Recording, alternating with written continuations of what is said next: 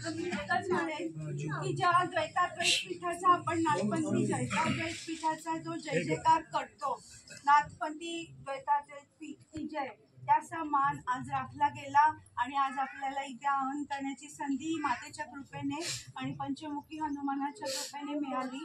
त्याच्यासाठी मी त्या सर्वांचे धन्यवाद मानते, महाराजांचे धन्यवाद मानते। माझी खरंच खूप इच्छा होती की ज्या महाराजांनी देवेंद्रनाथ महाराजांनी जिथे हवन सुरू केलं तिथेच आपल्याला हवनाची संधी मिळावी आणि त्यांच्या पीठाचा मान राखला जावा, महाराजांचा मान राखला जावा।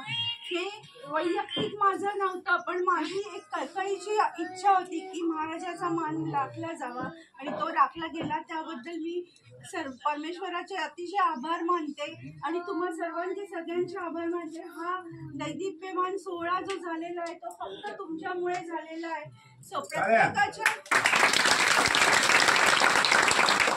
प्रत्येकाची सेवा याच्यामध्ये रुजू झालेली आहे, प्रत्येकाने सेवा केलेली आहे। वाळकीच्या सगळ्या महिलांनी इतकी सेवा केलेली आहे। मी असं नुसतं वाळकीचं घेतलं, प्रत्येक भागातून आलेल्या महिलांनी आपलाच कार्यक्रम आहे, आपला घरचा कार्यक्रम आहे, अशा पद्धतीने काम केलेलं आहे। कुठलाही दुजाभाव करण्याची, परस्परांना मदत करत, एकमेकांना पुढे घेत अशी सर्व आपण सेवा केलेली आहे।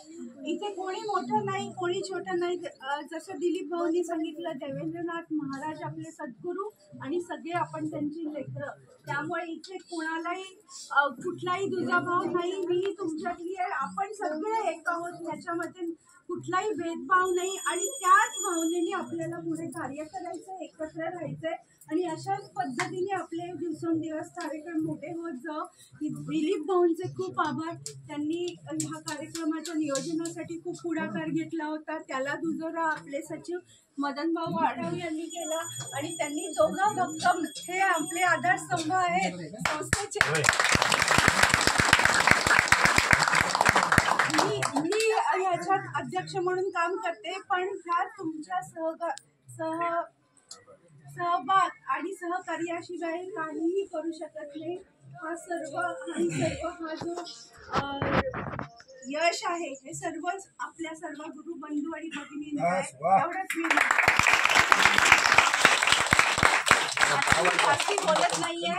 जसे आपण आलो तसं शिस्तीत आपण घरी जायचंय, सगळ्यांनी सुखरूप घरी जा आणि शिस्तीमध्ये घरी जा आणि सगळ्यांची यात्रा आनंदमय हो आणि पुढच्या वर्षी पुन्हा आपण इथे असेच भेटणार आहोत आणि वेळोवेळी प्रत्येक कार्यक्रमाला भेटणार आहोत आणि मला खात्री आहे आपण सर्वजण तिथे या आणि मी तुमच्या सर्वांचे मनापासून आभार मानते। धन्यवाद।